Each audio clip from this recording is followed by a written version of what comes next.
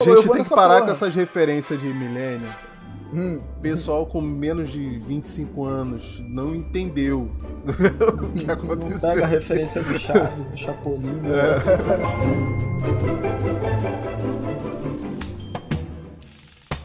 Estamos começando mais um Resenha Épica e hoje a gente vai falar de Ricardo Coração de Leão. Eu sou o Felipe Sampaio. Eu sou o Bruno Campos. Eu sou o Raul Trindade. Bem-vindos ao Resenha Épica!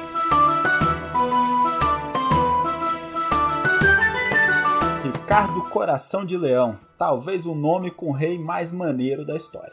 Difícil bater esse cara. O boato também, por causa desse nome aí, também é bem maneiro, né? Um autor da época que conviveu com ele ali, fala que foi porque ele brigou com o leão e arrancou o coração do leão no meio da briga ali, o coração pulsante ainda, né? Deve ser um pouco de exagero, deve ter mais a ver com essa... Não podia ser diferente, não pô. Podia eu acredito diferente. totalmente. Eu acredito. Quando a lenda é mais maneiro que a realidade, a gente deve escrever a lenda. O que vale é a lenda. Ele deve ter tirado o coração de leão, né? O coração do leão que ele matou com as próprias mãos e ter feito um transplante. Por isso que é coração de leão. Ainda bem que era um leão também, né? Que se fosse uma girafa ia ser Ricardo Coração de Girafa, sem expressão alguma. Não ia ficar nada maneiro. E na época que ele supostamente fez isso, ele vivia uma disputa muito interessante, cara, porque ele era príncipe da Inglaterra. Mas tinha uma disputa direta com o príncipe da França, né? Então eram duas dinastias. Ele era muito chegado. Sempre foi muito chegado a esse príncipe da França. É até bem interessante, porque apesar dele ser considerado um herói inglês, ele era conde de Poitiers e duque da Aquitânia, né? Que são regiões que a gente entende como França, né? Então tinha muito essa disputa. Um ficava com medo do outro pegar o território. Né? Era o Ricardo de um lado e o Felipe Augusto do outro. Ô, Bruno, tu cortou o cabelo, cara? Gostou? Na verdade, não. Tá bonito, cara. Mas eu penteei. Obrigado por ter tudo que você faz só te deixa mais bonito. Podemos continuar. Depois dessa inserção, assim, super... relevante? Relevante. Um detalhe que também é não tão pertinente quanto o penteado do nosso amigo Bruno Campos, mas um detalhe que eu acho pertinente é justamente essa proximidade da coroa inglesa e da francesa nessa época. A gente tá falando de que ano, mais ou menos? Era século XII, final do século XII ali, 1180, entendeu? Mais ou menos nessa época aí. Beleza. É um pouco antes, né, entre aspas, né, no início do século XI, né, um antepassado desse cara, um cara que era duque da Normandia, se tornou rei da Inglaterra. Então, existe essa proximidade desde muito antes, né? A gente pode falar em outra oportunidade sobre como, né, esses ingleses aí foram para a França, né, para a região da Normandia, que hoje é França. Inclusive, quem viu Vikings, a série Vikings aí, já tem uma noção de como aconteceu, né? Mas então esses caras, eles eram mais franceses do que ingleses, né? É verdade que o Ricardo Coração de Leão, ele falava francês, nem falava inglês? Pô, não era nem francês, né? Existia essa diferença ali da língua normanda e da língua francesa, né? Importante ressaltar que a mãe do Ricardo, ela era Leonor da Aquitânia, né? Então, novamente, o cara era um herói inglês, mas ele tinha toda a cultura ali, um lado muito mais francês, né? Eu acho que falava francês e occitano, né? Uma coisa assim, né? Uma língua próxima do francês também. Dentro da própria França eles não se entendiam muito bem, né? Com essas diferenças de dialeto aí. Essa mãe dele aí era braba também, não era Eleonor de Aquitânia aí? Era, tipo, detentora de um território imenso, poderosa pra caramba. A mulher foi rainha da França, depois foi da Inglaterra. Ela foi casada com um rei francês e depois casada com um rei inglês. Como é que foi isso aí? E ela tem uma participação enorme na coroação do Ricardo, tá? Porque Ricardo, o príncipe Ricardo, ele não era o herdeiro, como eu falei, ele era aqui o duque da Aquitânia, que isso era um correspondente, que hoje em dia tem lá o príncipe de... Lá na Inglaterra, o herdeiro, ele é príncipe do... Como é que chama? Do País de Gales, né? País de Gales. Então você tinha esses títulos que eram dados ali, mas ele tinha um irmão, então ele não era o herdeiro. Né? Existe até uma disputa familiar muito interessante, até chegar na coroação de Ricardo, a mãe dele se envolve, né? O rei da Inglaterra era o Henrique, o pai dele, né? E eles não se batiam, cara. É engraçado como pai e filho, e ele ainda queria tomar a coroa do pai dele, né? Tinha toda essa treta aí familiar. O Ricardo I, o Ricardo Coração de Leão, era o garotão da mamãe, pô. Era o preferido da mamãe, parceiro. Por isso que o cara virou rei. O lance é que ele é, sei lá, o terceiro, quarto na sucessão e, velho, se você não é o primogênito lá na Idade Média, você não é nada, parceiro. Você vai fazer de tudo pra conquistar terra em algum lugar, conseguir a mercê de algum aristocrata mais poderoso, mas quem herda tudo é o primogênito, né? Eu sou filho único, mas assim, eu acho que pra quem tem irmãos, deve ter uma noção melhor, né, disso aí, mas eu acredito que devia ser uma parada, assim, muito, muito difícil você ser vassalo do seu irmão, tá ligado? Tipo, porra, você tem um irmão e você, sei lá, nasceu 1 ano depois. Você, porra, dividiu uma madeira. Depois, no futuro, meu irmão, o cara é rei e tu tem que ficar prestando obediência pro cara. Não, pô, deixa eu fazer isso aqui, deixa eu fazer tal coisa. E eu acho que é por isso até que tinha muita intriga até familiar, né? Sim. Na Idade Média. Era uma disputa patrimonial. Mas sei que você falou interessante. Comigo com a minha irmã rolou um pouco disso. A minha irmã era 4 anos mais velha. Depois que ela virou rainha, aconteceu isso aí. Ela herdou as paradas, tá ligado? E aí eu fui colocado pra ser padre. Entendeu? Que era meio que acontecia o segundo filho, né? Era colocado pra ser padre. Não, peraí. Padre, porra. Surpresa, eu sou padre. Não, mas brincadeiras à parte, o Raul falou disso aí, que o cara tinha que fazer o corre dele por fora, tinha que adquirir a sua notoriedade, né? E é muito interessante, porque o Ricardo, ele é conhecido como o rei que aceitou a cruzada pra si, e tem muito disso aí, o cara querer fazer a fama dele, né? Tipo assim, porra, olha só, meu povo, o que eu tô fazendo por vocês, estou indo lá reconquistar Jerusalém, né? Tem muito disso aí. Foi logo depois da morte do Papa Urbano. Esse Papa era velhinho já quando ele recebeu a notícia de que Saladino, lá no Oriente Médio, tinha reconquistado Jerusalém. O Papa, oh não, o cara morreu no ato da... Quem poderá nos defender? Quem poderá nos defender? O próximo Papa resolve isso aí. Aí o Ricardo, eu? Aí o próximo Papa, Gregório, alguma coisa, já chegou chamando a cruzada. Cara, e o Ricardo foi lá e falou, a gente tem que parar com essas referências de milênio. Pessoal com menos de 25 anos não entendeu o que aconteceu. Não pega a referência do Chaves, do Chapolin, né? Isso é triste. Ficou até pesado, né, o clima. Cara, chegou no momento em que as referências de Chapolin, de Chaves, acabam sendo conhecidas só por gente da nossa idade, né, cara? Então, isso é um momento de reflexão, com certeza. Bom... O que pega é que o Ricardo I, né, esse maluco aí do coração de leão, chamou pra si esse lance aí das cruzadas, mas às custas do dinheiro lá do reino da Inglaterra, né? Tipo, ele ficou famoso por ir pras cruzadas lá, defender lá, tentar retomar Jerusalém, não sei o que, mas pô, ele fez isso aí arrancando uma grana do reino, o que é um ponto polêmico aí da biografia dele. Ele é um personagem que ficou muito famoso através da famosíssima lenda do Rei Arthur. Nossa, calma. Famosíssima lenda do Robin Hood. Não sei por que eu falei Rei Arthur aqui, cara. Nada a ver.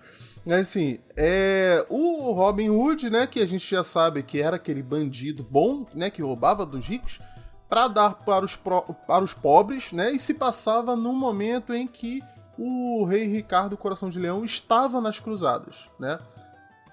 A gente tem um episódio sobre isso, né? O irmão dele passou a administrar a Inglaterra nesse meio tempo e supostamente era um péssimo administrador e o povo sofreu muito com isso, né? E o fim da história, eu tô falando aqui, meu irmão, é do desenho da Disney mesmo, da raposinha, tá? Quem não viu, veja, tá? Que o Robin Hood era uma raposa. Mas enfim, o final feliz é quando o Ricardo Coração de Leão volta. Então a gente tende a imaginar que esse problema financeiro da Inglaterra se deu pela falta dele, e não por ele, né? Então não foi bem assim.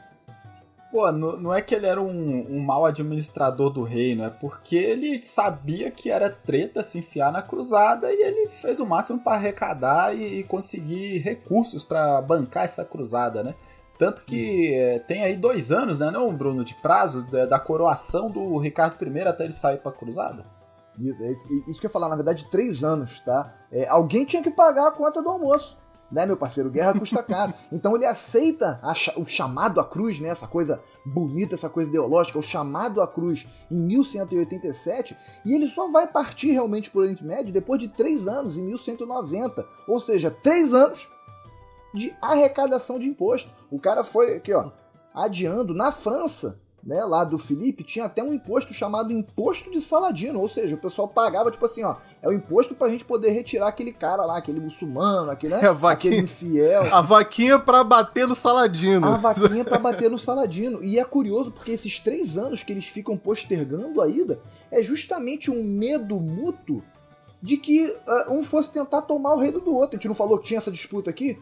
Né, essa disputa de dinastias que no passado se mesclava, então muito foi por conta disso. Eles fizeram inúmeras reuniões um com o outro, né, tanto antes da coroação quanto depois, para tipo assim, quando é que a gente vai? Não, vai você primeiro. Não, tá, então entra no barco aí. Não, tá bom, sobe no cavalo. Ficava um empurrando o outro, então demorou 3 anos, né, desde o momento que eles disseram vamos e até realmente entrar no barco. Eles foram de navio.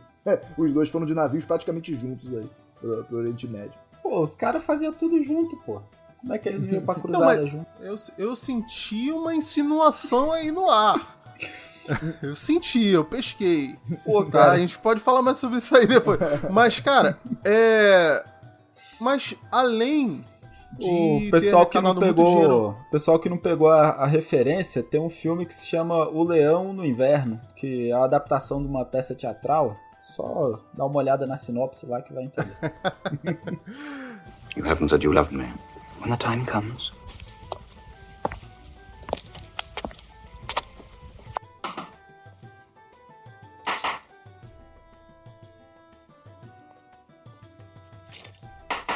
Além dele ter arrecadado muito dinheiro, muitos impostos pra ir, ele vai acabar dando outro desfalque depois de ter ido, né? Porque o que aconteceu com ele lá durante as cruzadas aí, que acabou penalizando mais ainda o pessoal da Inglaterra? Dá uma dica aí que eu não peguei, não. Ele foi capturado, não foi? Tiveram que pagar o resgate dele? Isso foi quando ele retornou. Isso, cara, essa história... Pô, ainda bem que tu mencionou. Essa história... A gente pula já pro retorno dele, depois qualquer coisa a gente volta aí. Mas peraí, porra, porque é o seguinte, ele vai pras cruzadas, tipo... tem algumas vitórias, outras derrotas, faz lá o acordo com o Saladino, né, de paz e tal, e aí o Felipe já tinha voltado pra França, ele também tava sem recursos lá, vendo que a situação tava feia no reino dele, ele volta. Só que ele volta já sem recursos, né, com os recursos exauridos, esses recursos que ele havia sangrado, né, a Inglaterra, o povo para conseguir. Né, depois que ele tem isso aí que você falou, o acordo com o Saladino, muito por conta da falta de dinheiro, né, não tinha mais dinheiro para fazer guerra, ele volta de navio, ele pega o navio, se eu não me engano, em Ascalão, ou Acre, tá? Acre, inclusive, foi uma das cidades que ele conquistou, tem histórias interessantíssimas. Ele volta do ladinho do Amazonas.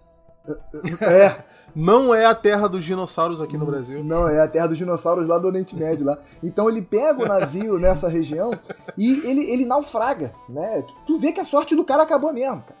A sorte do cara acabou, ele naufraga, né? Perto de Gênova ou Veneza, tá? É alguma cidade italiana. Ele fala, não, foda-se, não vou mais pegar o barco não, vou a pé, vou marchando. E ele vai disfarçado. O Mediterrâneo, cara, o Mediterrâneo é uma lagoa ali entre Europa e África, mano. Pô, não é nem mar aberto, cara. Então, naufragar porque nem uma tem tempestade onda, muito braba.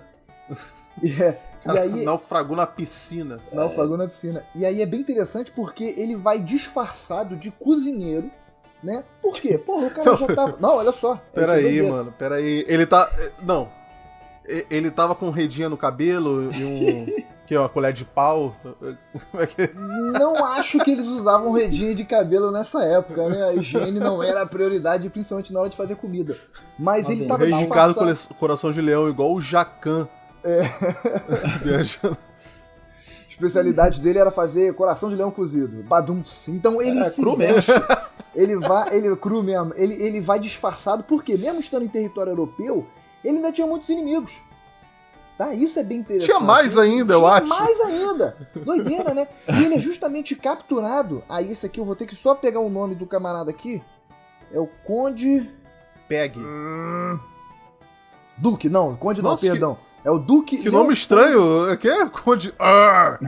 Não, eu tava procurando... Bem exótico. Não, eu tava procurando aqui. É o Duque Leopoldo da Áustria, tá? E ele só é capturado porque ele é reconhecido.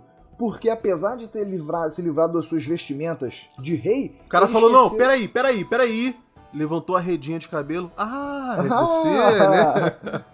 Ricardo, não, ele tinha esquecido um anel, né? De toda a sua parafernália nobre, ele esqueceu de tirar um anel. Então, quando ele foi parado... Que belo disfarce.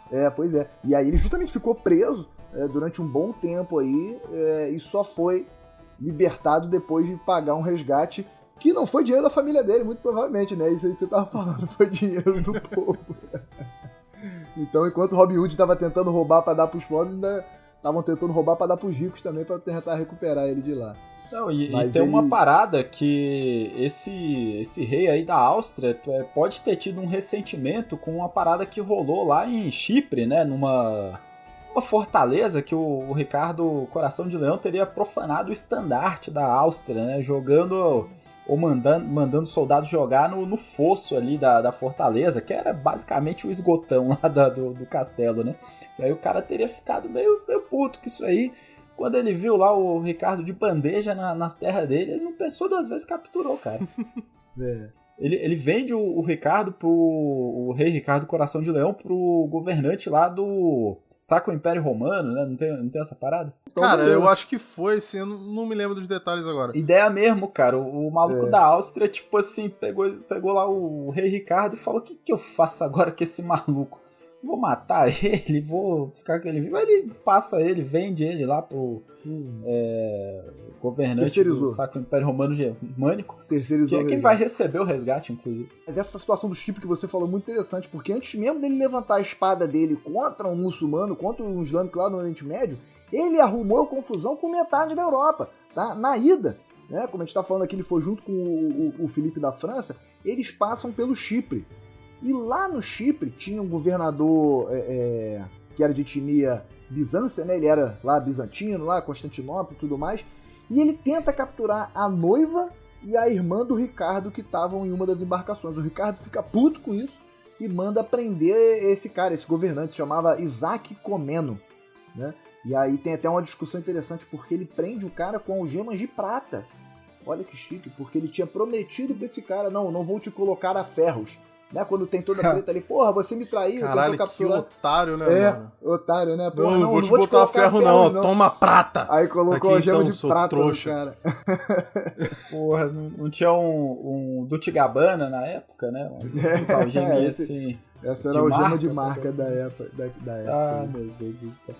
Porra, e aí é isso aí, né? O Ricardo Coração de Leão fica preso, né? Esse período aí, são 2 ou 3 anos de cativeiro, né? Sim, até que se paga por ele um resgate que era tipo 2 ou 3 anos do faturamento do reino.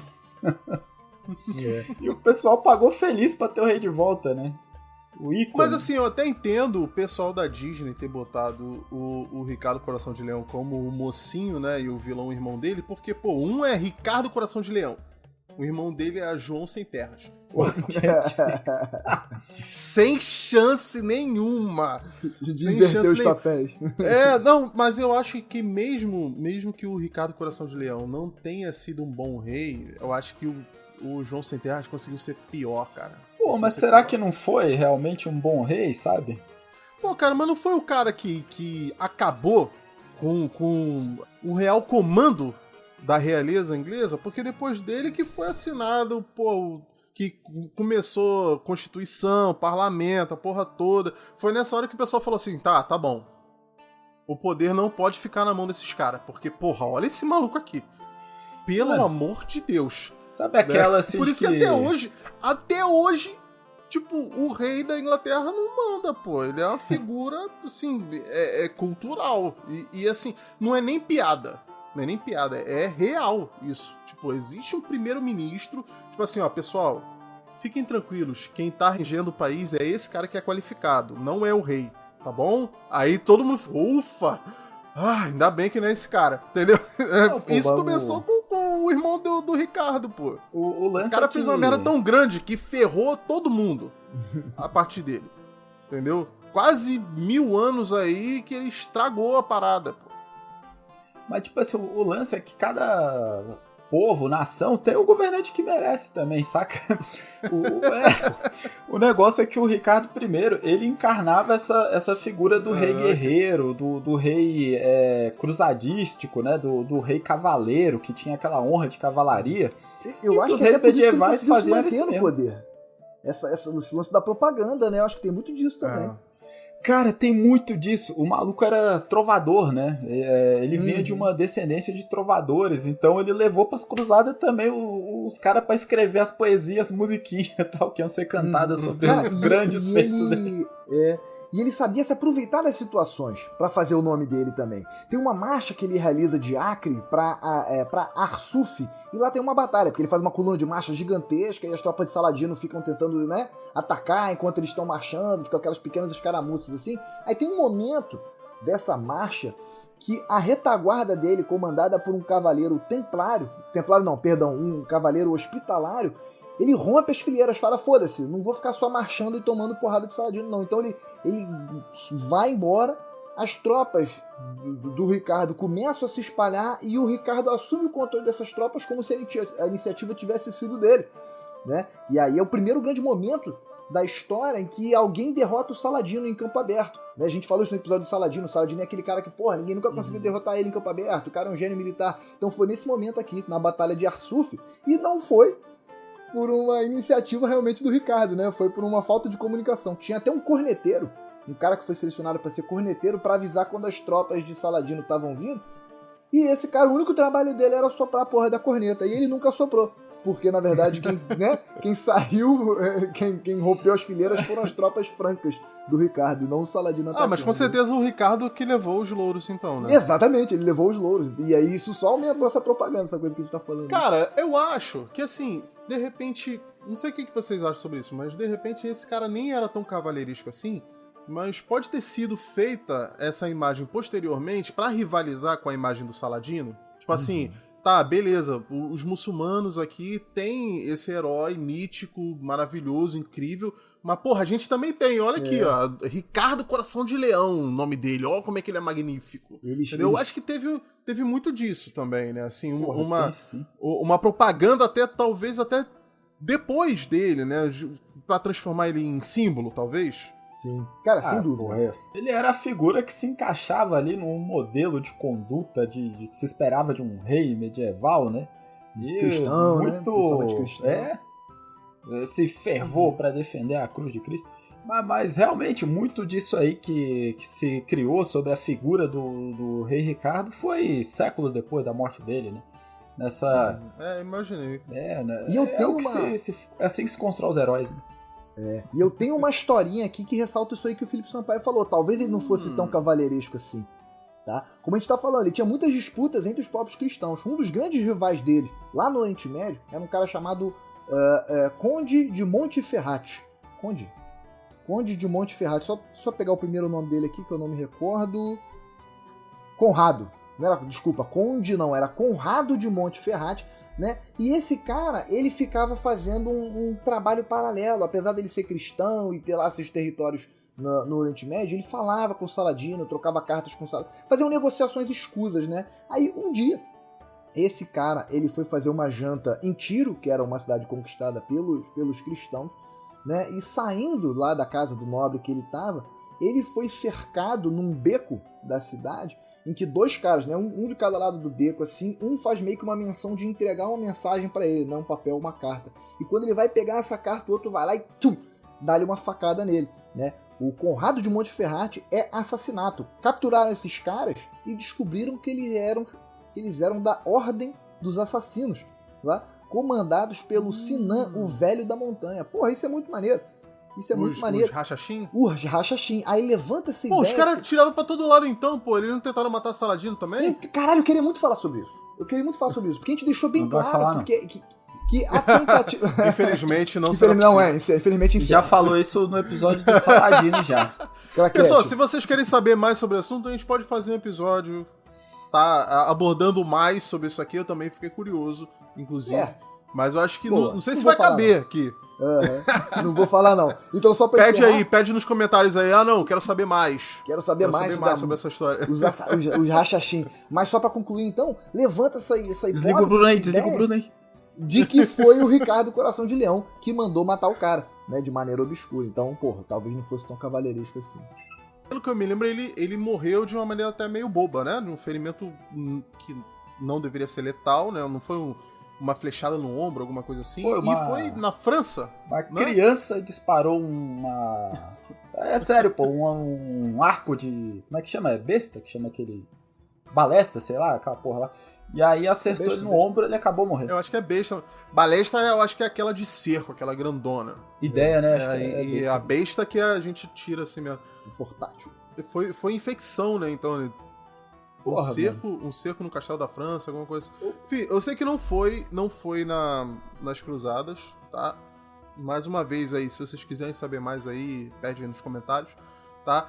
E esse cara, ele vai acabar morrendo e, mesmo após a morte, né, essa figura mitológica, mesmo não, acho que principalmente após a morte, né, que essa figura lendária vai crescer mais ainda. Chegando ao ponto dele ter sido enterrado sem o coração.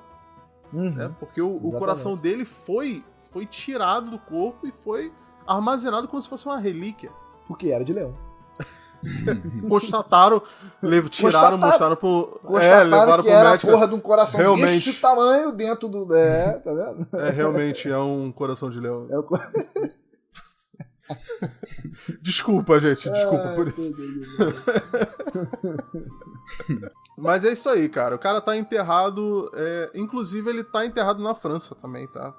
Enfim, o cara era francês, mano. O cara era francês. A verdade é essa. Falava francês, passou mais tempo na França do que na Inglaterra. Passou 6 meses. Morreu na França, foi enterrado na... 6 meses do reinado dele na Inglaterra. Então, isso aqui é a tal da Inglaterra, né? Vou embora. Beleza, tô indo. Então, tanto o corpo dele quanto o coração estão na Normandia. O coração acho que tá numa urna dentro de uma catedral e o corpo tá enterrado ali junto com os pais, uma coisa assim. E esse é o fim do Ricardo Coração de Leão. E qual outra personagem histórica cheia de curiosidade vocês querem saber? Manda pra gente aí no Instagram, @resenhaépica, ou comenta aí no YouTube. Não esquece de se inscrever no canal também, pra vocês acompanharem nossos próximos episódios. Um grande abraço, a gente vai ficando por aqui. Até o próximo episódio. Até a próxima, pessoal. Valeu! Valeu!